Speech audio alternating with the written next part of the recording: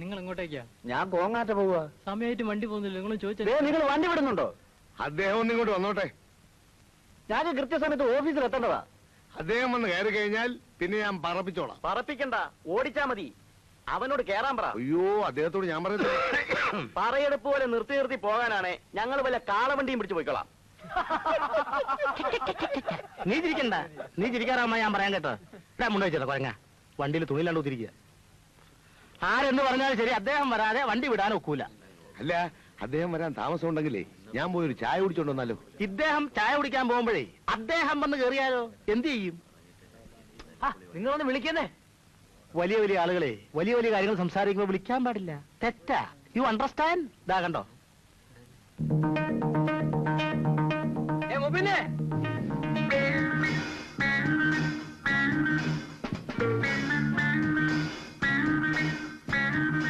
അമ്മാവാ, അല്ല മുബേനെ തന്നെ വിളിച്ചേ. മുബിനെ വരുന്നോളോ? ഞങ്ങള് പോട്ടോ.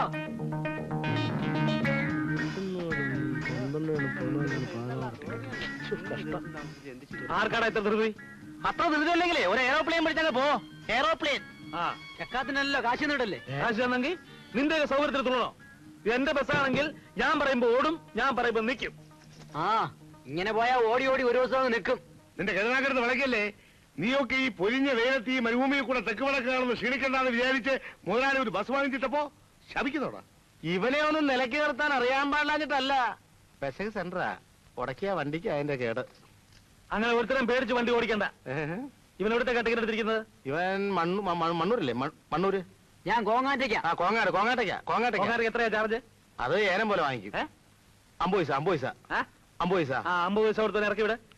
50 ടിക്കറ്റ് എടുത്തവനെ ഒന്നും അങ്ങനെ ഇറക്കി വിടാൻ ഒക്കത്തില്ല. എന്നാ ഇവനെ ഇറക്കാതെ വണ്ടി വിടുന്നില്ല. എന്നാ അവനെ ഇറക്കാതെ ഞാൻ വണ്ടി കയറുകയില്ല. നിങ്ങൾ കാരണം ഇത്ര ആൾക്കാരുടെ യാത്ര മുടക്കരുത്. മുതലാളി പറഞ്ഞതാ. പാരമ്പര്യമായിട്ട് പിടിവാശിക്കാരുടെ കുടുംബമാ. 50 പൈസ പിടി. ഞാനായിട്ട് മുടക്കുന്നില്ല. എന്നാ പിന്നെ അതാ നല്ലത്. കാണാം. കാണാം.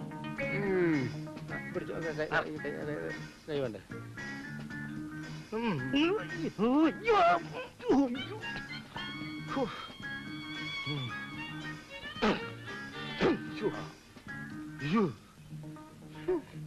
വണ്ടി വിടറോ? വിസിലടിച്ചില്ല. വിസിലിടോ.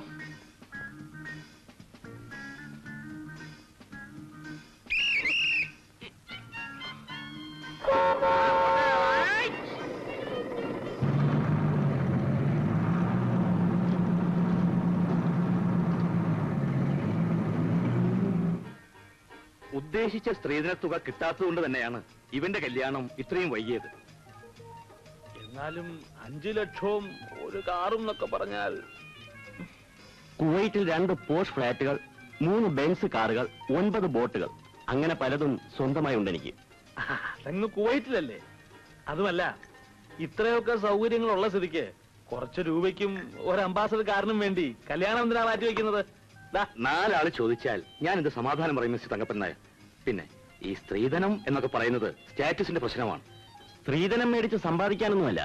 ഇത്രയും തരാൻ ശേഷിയുള്ള ഒരു കുടുംബത്തിൽ നിന്നാണ് ഞാൻ കല്യാണം കഴിച്ചെന്ന് പറയുന്നത്. എനിക്കൊരു അന്തസ്സല്ലേ? ഞാൻ പറയുന്നത് വേറൊന്നും കൊണ്ടല്ല. പണമല്ല ജീവിതത്തിൽ വലുത്. കൂടപ്പിറപ്പുകളോടും സഹജീവികളോടുമുള്ള ബന്ധം, അതിൽ നിന്നുണ്ടാകുന്ന സ്നേഹം. എന്താ ശങ്കര? പിന്നെ പാലൂത്ര കോവിലകത്ത് നിന്ന് വരെ മുതലാളിയുടെ മോൾക്ക് ആലോചനകൾ വന്നതാ. അവർക്കൊക്കെ പണമല്ല വലുത്, പാരമ്പര്യമാ. പണമില്ലെങ്കിൽ ഇക്കാലത്ത് പാരമ്പര്യത്തിനൊന്നും യാതൊരു വിലയുമില്ല. പെൺകുട്ടിക്ക് വലിയ സൗന്ദര്യം വേണമെന്നോ ഇംഗ്ലീഷ് സംസാരിക്കണമെന്നോ ഞങ്ങൾ ആവശ്യപ്പെട്ടില്ലല്ലോ. പക്ഷേ സ്ത്രീധനത്തുക ഒത്തുകിട്ടിയാൽ ജാതക പൊരുത്തം പോലും ഞങ്ങൾ വേണ്ടെന്ന് വയ്ക്കും. അതെ.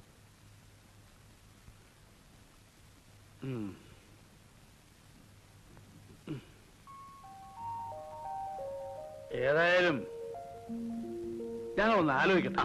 ധൃതിയൊന്നുമില്ല. പിന്നെ ഒരു കാര്യം, അവിടുന്ന് എന്തെങ്കിലും അറിവ് കിട്ടിയതിന് ശേഷം മാത്രമേ ഞങ്ങൾ മറ്റൊരു കാര്യം ആലോചിക്കൂ.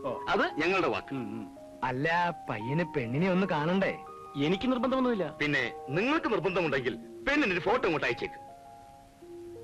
ഓ ഓ ശരി. അമ്മേ, ഞാൻ അന്ന് പറഞ്ഞിരുന്നില്ലേ വിസയുടെ കാര്യം? കത്ത് വന്നിരിക്കുന്നു. അടുത്ത ബുധനാഴ്ചക്കകം 8,000 രൂപ കൊടുക്കണം. 8,000 രൂപ എവിടുന്നുണ്ടാക്കും മോനെ?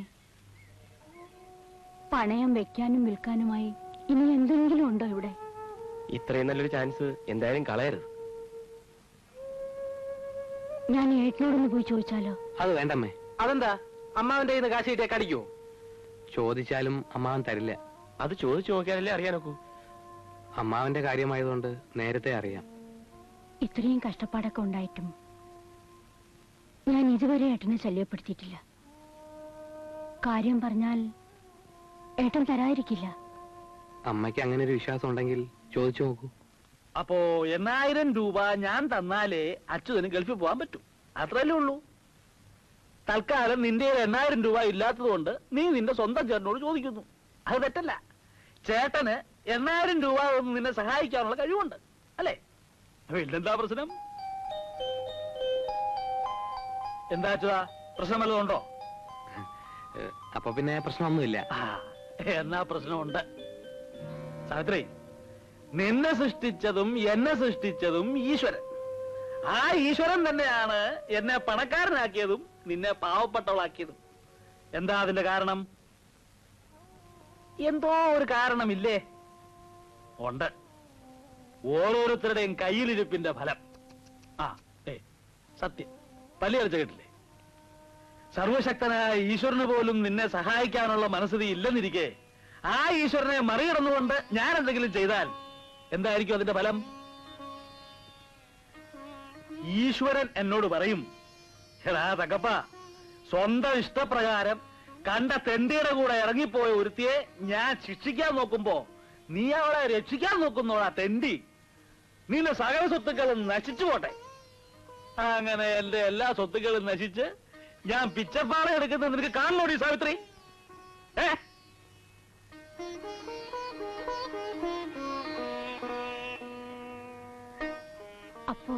അപ്പോ ഒന്നുമില്ല. നിന്നെ സൃഷ്ടിച്ചതും എന്നെ സൃഷ്ടിച്ചതും ഈശ്വരൻ. അത് തന്നെ എന്റെ കാര്യം.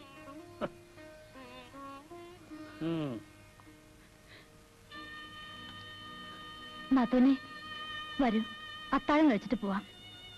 വേണ്ട, അവിടെ ആരും ഇല്ലല്ലോ. ഞങ്ങൾ പോട്ടെ. അച്ചേട്ടാ, കഴിച്ചിട്ട് പോയാ പോരെ? വേണ്ട.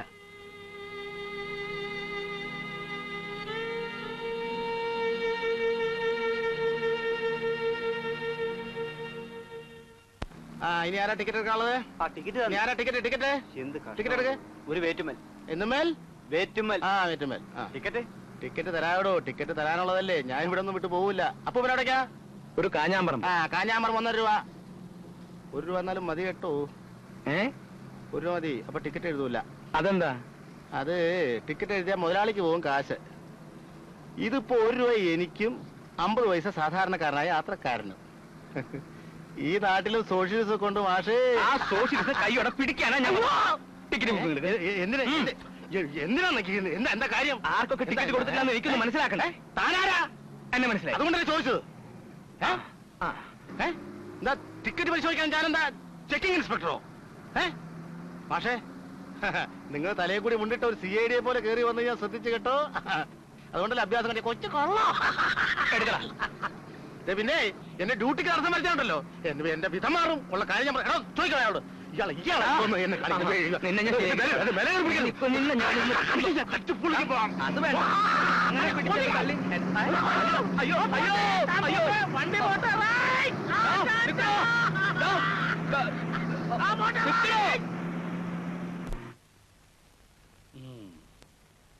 അവന്റെ മുഖത്തൊരു കള്ള ലക്ഷണം ഉണ്ടെന്ന് എനിക്ക് ആദ്യമേ തോന്നിയിരുന്നു.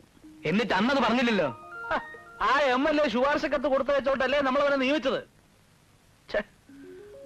ഒരു കാര്യം ചെയ്യാം, ആ MLA കണ്ട് വിവരം പറയാം. എന്തു പറയാൻ? ഈ രാഘവനാള് കള്ളനാണെന്ന് തെളിവുണ്ടോ? അവൻ കള്ളനാണെന്നുള്ളതിന് തെളിവുണ്ടോ എന്ന്? തെളിവുണ്ടോന്ന് ചോദിച്ചാൽ ഇപ്പോ മുതലാളി, തെളിവ് ഞാൻ ഉണ്ടാക്കി തരാം. പക്ഷെ എനിക്കതിനുള്ള അധികാരം തരണം. എങ്ങനെ? എന്നെ ചെക്കിംഗ് ഇൻസ്പെക്ടറായി നിയമിച്ചുകൊണ്ടുള്ള ഒരു ഓർഡർ ഇങ്ങ് എഴുതിത്താ, ഒരു 200 രൂപയും. രൂപയോ? യൂണിഫോം തയ്പ്പിക്കാനേ, കാക്കി. കള്ളൻ രാഘവനെയും അവന്റെ അപ്പൂപ്പനെയും ഞാൻ പിടിച്ച് കൈത്തരാം. ശങ്കര, ഞാൻ ഒരു സംശയം ചോദിച്ചോട്ടെ? ഓ, നീ കാക്കി യൂണിഫോം ഒക്കെ ഇട്ട് അങ്ങോട്ട് ചെന്നാൽ നീയും അവന്റെ കൂടെ കൂടി കൈയിട്ട് പാടില്ല എന്നുള്ളതിന് എന്താ ഒരു ഉറപ്പ്? മുതലാളി, ഞാനൊരു കാര്യം പറയാം. ആരെയും വിശ്വാസമില്ലെങ്കിൽ അവനവൻ തന്നെ കണ്ടക്ടർ ആവുന്നതാണ് നല്ലത്. അതല്ല ശങ്കര, ഈ കാക്കിക്ക് അങ്ങനെ ഒരു വലിയ കുഴപ്പമുണ്ട്. കാശ് കണ്ടാ പിന്നെ ആരുടെയാ എന്തിനാ എന്നുള്ളതൊന്നും ഒരു പ്രശ്നമല്ല. അതുകൊണ്ട് പറഞ്ഞതാ. ഏതായാലും നീ തുണിയെടുത്ത് തയ്യക്കട കൊടുത്തോ.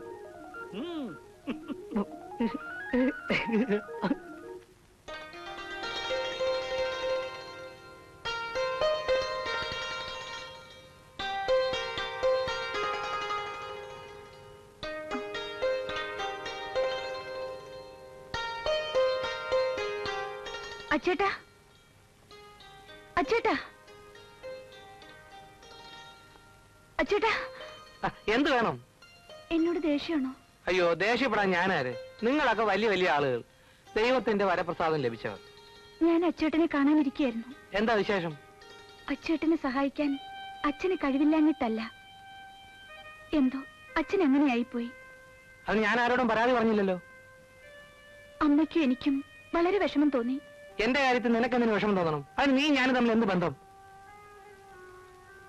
ഓ, പണക്കാർക്ക് പട്ടിണി പാവങ്ങളോട് സാധാരണ തോന്നാറുള്ള സഹതാപമായിരിക്കും. എടി, എനിക്ക് നിന്റെ സഹതാപം ഒന്നും വേണ്ട. ദേഷ്യം തീരുന്നവരെ അച്ചേട്ടൻ എന്ത് വേണമെങ്കിലും പറഞ്ഞോളൂ, ഞാൻ കേൾക്കാം. നിന്നെ ഗൾഫുകാരനെ കൊണ്ട് കെട്ടിച്ചാൽ അന്തസ് കൂടുമെന്ന് അയാൾ വിചാരിച്ചു കാണും. എന്നെ പോലെയുള്ള ആപ്പൂപ്പകൾ ഗൾഫിൽ പോയാൽ മകളെ കെട്ടാൻ പോകുന്നവരുടെ വില ഇടിഞ്ഞു പോവില്ലേ? അച്ചേട്ടൻ വിചാരിക്കുന്നുണ്ടോ ഒരു ഗൾഫുകാരനെ കെട്ടാൻ ഞാൻ ഓടി നടക്കുകയാണെന്ന്? അതൊക്കെ നിന്റെയും നിന്റെ തന്തയുടെയും കാര്യം. ഞാൻ ഒന്ന് ചോദിക്കട്ടെ, അച്ഛനോട് ദേഷ്യമുണ്ടെന്ന് വെച്ച് അച്ചേട്ടൻ എന്തിനാ എന്നോട് കയർക്കുന്നത്?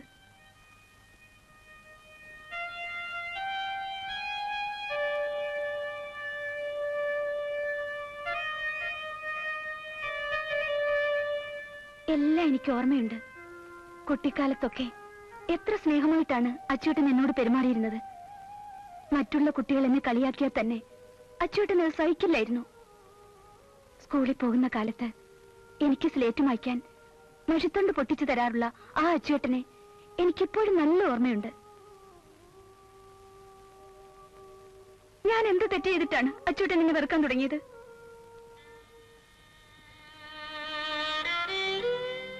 വളർന്നപ്പോൾ പലതും ഞാൻ അറിഞ്ഞു. നമ്മൾ എന്നും രണ്ട് തോണിയിൽ സഞ്ചരിക്കേണ്ടവരാണെന്ന് എനിക്ക് തോന്നി. സ്വയം ഒരു തോന്നലുണ്ടായത് എന്റെ കുറ്റമാണോ? ഒരു ശത്രുവിനെ കാണുന്ന പോലെ എന്നെ കാണാൻ തുടങ്ങി. പക്ഷെ ഞാൻ ഒരിക്കലും അച്ചൂട്ടനെ അങ്ങനെ കരുതിയിട്ടേ ഇല്ല. എന്ന് വെച്ചാൽ?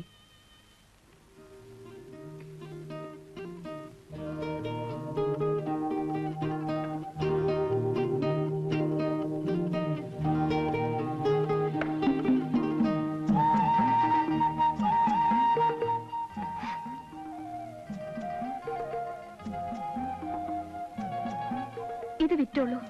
എന്തിന്? പോകാൻ കാശ് വേണ്ടേ? നിന്റെ കയ്യിൽ നിന്ന് ഇത് വാങ്ങിച്ചിട്ട് എനിക്കെങ്ങും പോകണ്ട. പിന്നെ ഞാൻ നിന്നെ പലപ്പോഴും വേദനിപ്പിക്കാൻ ശ്രമിച്ചിട്ടുണ്ട്. അത് നീ അങ്ങ് ക്ഷമിച്ചേക്ക്. അതൊന്നും സാരമില്ല. അച്ചൂട്ടൻ ഇത് വാങ്ങൂ. വേണ്ട നന്ദിനിക്കുട്ടി, അത് ശരിയാവില്ല.